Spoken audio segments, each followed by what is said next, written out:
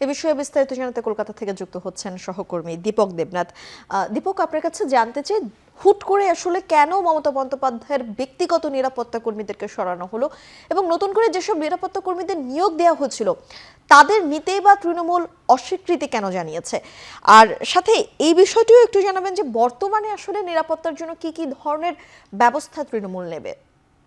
মমতা ব্যানার্জি, এই মমতা ব্যানার্জি যারা পিএসএ ছিল, অর্থাৎ প্রাইভেট সিকিউরিটি যা গার্ড যারা ছিল, দীর্ঘ 2 দশক অর্থাৎ 20 বছর ধরে তারা কিন্তু এই মমতা ব্যানার্জির সাথে ছিলেন, এবং যার মধ্যে দুজন অত্যন্ত গুরুত্বপূর্ণ, একজন হচ্ছে কুসুম কুমার দ্বিবেদী, অন্যজন হচ্ছে পীযূষ গোস্বামী, এরকমটাই আমরা জানতে পেরেছি।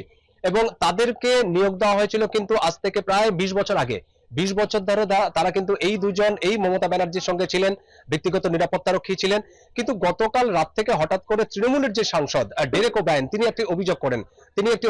তিনি জানান যে এই দুজন যারা নিরাপত্তারক্ষী তাদেরকে হঠাৎ করে তাদেরকে সরিয়ে নেওয়া হয়েছে। তাদেরকে সন্ধ্যে 7টা নাগাদ তাদেরকে যে কলকাতা পুলিশের যে সদর দপ্তর লালবাজার, তাদেরকে ডেকে পাঠানো হয়েছে, এবং তারপরে 2-4 জনকে আরো অতিরিক্ত নিরাপত্তা রক্ষী দেওয়া হয়েছে। তারা অচেনা, তারা অনভিজ্ঞ, কিন্তু মুখ্যমন্ত্রী তাদেরকে রাখতে চাইছেন না, এরকম একটি বক্তব্য করেছেন।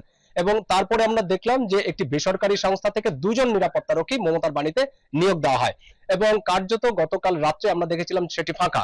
কিন্তু আজকে সকালবেলা আমরা দেখেছি সেই যে প্রাক্তন মুখ্যমন্ত্রীর যে বাড়ি, সেই বাড়ির সামনে একটা ভিউ কাটার বসানো হয়েছে। ভিউ কাটার অর্থাৎ বাইরে থেকে যাতে মমতা ব্যানার্জির বাড়ির ভিতরে বা অন্দরে কি হচ্ছে, কার গতিবিধি হচ্ছে, এই গতিবিধি যাতে বাইরে থেকে পর্যবেক্ষণ করা না যায় বা দেখা না যায়, যার জন্য একটা নীল রঙের একটা কাঠের পাটাতন দিয়ে একটা ভিউ কাটার তৈরি করা হয়েছে।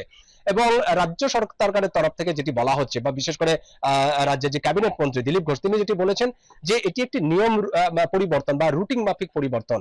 কারণ মুখ্যমন্ত্রী নতুন সরকারে এসছে, রাজ্য সরকারে এসছে, এবং নতুন মুখ্যমন্ত্রী হচ্ছেন শুভেন্দু অধিকারী। তিনি বিচার করবেন বা তিনি দেখবেন, তিনি যেহেতু রাজ্যের স্বরাষ্ট্রমন্ত্রীও, এবং তিনি বিষয়টি খতিয়ে দেখবেন যে কার কতটা নিরাপত্তা দেওয়া দরকার, এবং কোন নিরাপত্তা কর্মী কোথায় পোস্টিং হবে। দীর্ঘ 20 বছর ধরে সেখানে 2 ব্যক্তি বা 2 পুলিশ কর্মকর্তারা সেখানে নিয়োগ দিয়েছিলেন বা তারা সেখানে নিরাপত্তা দিচ্ছিলেন। তার মানে এই নয় যে আগামী দিন বা আজকেও তাকে নিরাপত্তা দেওয়া হবে বা আজকে তাকে সেখানে মোতায়েন করা হবে। এটা একটা নিয়ম রুটিন, এবং রাজ্য সরকার মনে করেছে বা মুখ্যমন্ত্রী মনে করেছেন যে সেখানে আর দরকার নেই, এবং পুলিশের তরফ থেকে পরে তাদেরকে অন্য জায়গায় বদলি করা হয়েছে, এবং সেই জায়গায় মমতার বাড়িতে অন্য কর্মী নিয়ে এসে, পুলিশ কর্মী নিয়ে এসে সেখানে মোতায়েন করা হয়েছে।